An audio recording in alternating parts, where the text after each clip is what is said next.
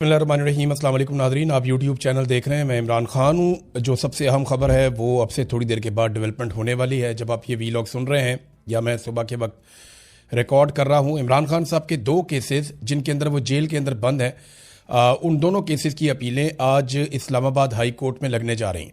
ये बहुत इंपॉर्टेंट है। बड़े लंबे अरसे से, यानी साल से ज़्यादा हो गया, इमरान खान साहब और उनके वकला कोशिश कर रहे हैं कि इमरान खान साहब के केसेस इस्लामाबाद हाई कोर्ट में लगें।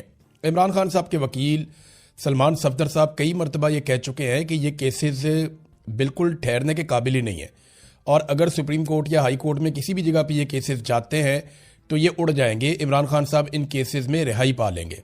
अब ये दोनों केसेस लग गए हैं और एक ही दिन लग गए हैं। और इससे पहले मैं आपको ये बताऊं कि 2 दिन पहले इमरान खान साहब की 9 केसेस में ज़मानतें मंजूर हुई हैं। 7 या 8 केसेस थे गालिबन, एक बुशरा बीबी का भी था। तो इमरान खान साहब के एक और अदालत से, जो लोअर कोर्ट है, वहाँ पे 9 मुख्तलिफ केसेस के अंदर या 8 मुख्तलिफ केसेस के अंदर ज़मानतें मंजूर हुई हैं, जिसमें 9 मई का भी था, उसके अंदर केस था आज़ादी मार्च वाला भी, उसके अंदर दीगर कुछ और केसेस थे। तो डिफरेंट टाइम के हवाले से इमरान खान साहब के, और जाली रसीदें बनाने का एक केस था। तो ये सारे केसेस में इमरान खान साहब की और बुशरा बीबी की पहले ज़मानतें हो चुकी हैं। अब इमरान खान साहब और बुशरा बीबी के 2 केसेस, जिनमें एक केस, ये अलग अलग अदालतें हैं, एक केस सुबह 9 बजे अभी लगा हुआ है जस्टिस खादम हुसैन सोमरू साहब के सामने, तोशाखाना वाले केस की अपील, और इसी केस में इमरान खान साहब गिरफ्तार हैं। और दूसरा केस जिसमें वो गिरफ्तार हैं या कैद काट रहे हैं, वो अलकादर केस की अपील है। और ये दोनों लगे हुए हैं। इसमें जो है वो जस्टिस सरफराज डोगर और जस्टिस आजम खान, ये डिवीजन बेंच है जो ये केस सुनेगा, और इसका वक्त है 11:30 बजे। तो एक केस लग रहा है 9 बजे और एक केस लग रहा है 11:30 बजे।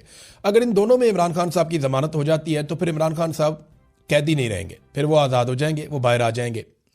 और क्या इनकी ज़मानत हो जाएगी, अभी हम कुछ कह नहीं सकते, क्योंकि ये जजेस कंट्रोल होते हैं कहीं और से। अगर मैं इंसाफ और कानून की बात करूं तो इमरान खान साहब की आज ही ज़मानतें हो जानी चाहिए। आज नहीं हो जाए तो 1 हफ्ते के अंदर अंदर उनकी ज़मानतें हो जानी चाहिए, और उन्हें फिर अपने घर चले जाना चाहिए आज़ाद होकर। फिर वो अपना इलाज करवाएं, अपनी पॉलिटिक्स करें।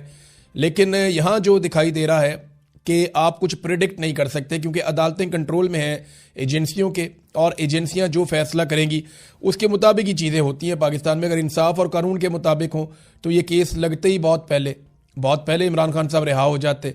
अब उम्मीद तो ये की जा रही है कि किसी दिन पाकिस्तान की एस्टेब्लिशमेंट को होश आए और वो ये गंद मारना बंद कर दे और जजों के ऊपर दबाव डालना बंद कर दे, तो फिर मेरिट के ऊपर इमरान खान साहब की रिहाई हो सकती है।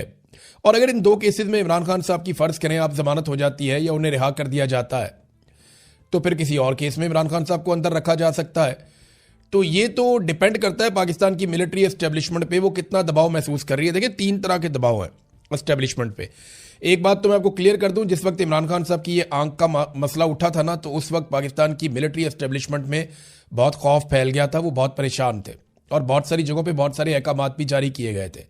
उन्हें लगता था कि पाकिस्तान अचानक बांग्लादेश बन जाएगा, लेकिन पाकिस्तान तहरीक इंसाफ के साथ जब उन्होंने रब्ता किया तो तहरीक इंसाफ को बेवकूफ़ बनाने में वो कामयाब हो गए। ये तो पाकिस्तान तहरीक इंसाफ के अपने लोग भी कह रहे हैं, इमरान खान साहब की फैमिली भी अब कह रही है कि इन्हें चक्कर दिया गया है। हालांकि वो शफकत अहवान साहब जो गिरफ्तार हो गए थे वो भी ये कहते हैं कि शरीफ लोग थे, बैरिस्टर गौहर और अल्लामा राजा नासिर अब्बास वगैरह, तो इन लोगों को जो है वो चक्कर दे दिया मोहसिन नकवी वगैरह ने, और फिर टाइम बाय कर लिया। और जब उन्होंने देखा कि पाकिस्तान के अंदर ये कोई तहरीक खड़ी नहीं कर पाए और वो एक मोमेंटम जो बन सकता था एहतजाज का, वो कुछ भी नहीं हुआ पाकिस्तान में, तो उसके बाद फिर उन्होंने चीज़ें नॉर्मलाइज कर दी। इतनी नॉर्मलाइज कर दी कि बड़े आराम से एक दिन रात को इमरान खान साहब को अस्पताल लेकर आए, लाकर इमरान खान साहब का जो आंख का ट्रीटमेंट करवाया, उनके बाकी टेस्ट किए और वहाँ से लेकर चले गए। अब दबाव एक तो पब्लिक का है कि किसी वक्त भी पब्लिक अगर खड़ी हो जाती है तो एस्टेब्लिशमेंट के ऊपर एक दबाव रहेगा, और दबाव ये भी है कि अवाम में और पाकिस्तान की मिलिट्री एस्टेब्लिशमेंट में या पाकिस्तान की फ़ौज में बतौर इदारा अवाम के साथ एक दूरी पैदा होती चली जा रही है, और वो जो एक ताल्लुक था वो कमज़ोर पड़ रहा है। तो एक तो ये बहुत दबाव है। दूसरा, पाकिस्तान चल ही नहीं रहा, इस बात का बड़ा दबाव है। फिर बाहर से भी पाकिस्तान पे लगातार दबाव आ रहा है। यहाँ बरतानिया के अंदर 5-6 जो अरकान हैं उनके पार्लिमान के अंदर उनकी ये मसला उठाया गया, और वहाँ हाउस के अंदर इसके ऊपर तकारीर हुई, बाकायदा उनके मिनिस्टर ने बात की, बाकी लोगों ने बात की, और उन्होंने कहा पाकिस्तान के अंदर ह्यूमन राइट्स की वायलेशंस हो रही हैं, पाकिस्तान के ऊपर पाबंदियां लगाई जाएं।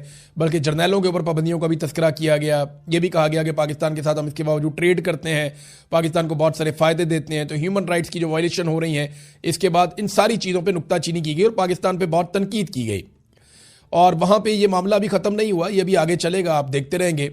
बरतानिया से आवाज़ उठ रही है, यूरोपीय यूनियन से आवाज़ उठ रही है, अमेरिका के अंदर आवाज़ें उठ रही हैं, लेकिन जब तक डोनाल्ड ट्रंप आसिम मुनीर के साथ खड़े हैं, जब तक डोनाल्ड ट्रंप को आसिम मुनीर से काम है, तब तक आसिम मुनीर साहब के लिए प्रॉब्लम नहीं होगा। लेकिन जैसे ही डोनाल्ड ट्रंप जो है टिश्यू पेपर की तरह इस्तेमाल करेंगे, तो उसके बाद मेरी बात याद रखिएगा कि यूरोपीय यूनियन हो, चाहे बरतानिया हो, चाहे अमेरिका हो, इंसानी हकूक़ की आलमी तंजीमें हों, ये सारे भरे बैठे हैं जो कुछ पाकिस्तान के अंदर किया गया है। उसके बाद बड़ा सख्त रद्द-ए-अमल इनके ऊपर आएगा। बहरहाल इमरान खान साहब फिलहाल तो गिरफ्तार हैं और ये एक अच्छी खबर है, उनके केसेस लग गए। देखते हैं इन केसेस के अंदर क्या होता है। इमरान खान को कत्ल करने की जितनी कोशिशें की गई उन पे मुराद सईद ने एक तफसीली बयान जारी किया है और ये बड़ी अजीब चीज़ें हैं जो उन्होंने बताया। तशवीशनाक सूरत हाल उन्होंने कहा जी जन्म ले रही है और इमरान खान साहब इस वक्त रियासत की तहवील में है, जहाँ मुसलसल उनकी ज़िंदगी से खेला जा रहा है। आखिर किस चीज़ को छुपाया जा रहा है? उनका कंट्रोल्ड चेकअप किया जाता है, कंट्रोल्ड इन्फॉर्मेशन दी जाती है, कंट्रोल्ड मीडिया है जिससे ज़िंदगी को खतरा है, जिनकी वजह से वो इस नहज पर पहुंचे हैं, उन्हीं की बात पर यकीन कैसे किया जा सकता है? उन्होंने कहा जी इससे कबल इमरान खान पर वज़ीराबाद में कातलाना हमला करवाया गया, इनको गोलियां लगी, अल्लाह ने उनकी ज़िंदगी की हिफाजत की, लेकिन उस वक्त भी बयानिए बनाए गए। लम्हों में ISI ने मीडिया को वीडियो बयानात भिजवाना शुरू कर दिए फटाफट। वो याद है आपको, थाने के अंदर से वीडियो आना शुरू हो गई थी। मैं उस वक्त वज़ीर आला पंजाब को देख रहा था, परवेज़ इलाही उस वक्त वज़ीर आला पंजाब थे और IGP वहाँ पे मौजूद थे और उनके पास सवाल का जवाब नहीं था कि ये वीडियोस ISI कैसे जारी करवा रही है। यानी पूरा निज़ाम उन्होंने कंट्रोल किया हुआ था। फिर फौजी क़यादत के कहने पर ISI ने एक अफगान को इमरान खान साहब को मारने का टास्क दिया था। जब मैंने प्रेस कॉन्फ्रेंस में इस साजिश का पर्दाफाश किया तो ISI ने इस्लामाबाद के सेक्टर ने प्रेस क्लब में एक अफगानी की प्रेस कॉन्फ्रेंस रखवा दी और शाम को प्राइम टाइम TV चैनल पर प्रोग्राम में बयानिए के लिए भी भिजवा दिया। मैंने किसी का नाम तो नहीं लिया था, मगर ये जानते थे कि मैं किसका जिक्र कर रहा हूँ। इस तरह वो बंदा भी सामने आ गया। फिर स्वाबी में हेलीकॉप्टर गिराने का प्लान भी एक्सपोज हो गया, जिसके लिए डबल एजेंट हायर किया गया था, जो बाद में मारा गया। उसके बाद हेलीकॉप्टर में गलत फ्यूल भरवा दिया गया इमरान खान साहब के, ताकि हेलीकॉप्टर गिर जाए और इमरान खान साहब उस वाक़े में मारे जाएं, और रिपोर्ट आज तक उसकी सामने नहीं आ सकी। 18 मार्च को डेथ ट्रैप बिछाया गया इमरान खान को मारने के लिए। जब वो भी नाकाम हो गया तो पुलिस अफसर को गालियां दी गई कि इमरान खान कैसे बचकर निकल गया। उसके अलावा कई कोशिशें और की गई हैं। 3 साल इमरान खान साहब जेल में हैं और मुसलसल उनकी सेहत के साथ मजाक किया जा रहा है। अस्करी खबरें चलवाने वाला मीडिया ये क्यों भूल जाता है कि आप पाकिस्तान के सबसे अजीम बेटे इमरान खान की ज़िंदगी से खेलने में हिस्सादार बन रहे हैं। फिर उन्होंने कहा जी कि हाँ, इमरान खान साहब ने जेल में आसिम ला और ज़ैनी मरीज़ का जिक्र किया तो आसिम मुनीर ने सबके सामने कहा कि आसिम ला है तो है। अच्छा, ये बात वैसे और भी सर्कल से मैंने सुनी है। अब बताता हूं आसिम ला और ज़ैनी मरीज़ क्या होता है। इसी गुस्से में डी चौक में खून रेजी की गई और इकबाल जुर्म करते हुए यह भी कहा गया कि संगजानी से आगे मत बढ़ो, क्या उखाड़ लिया, सिर्फ हमसे लोग ही मरवाए ना, फिर कोशिश करें इस्लामाबाद आने की, इस मरतबा अटक पुल पर खड़े होकर मारेंगे। वैसे भी डी चौक में तो मरवा दिए हैं।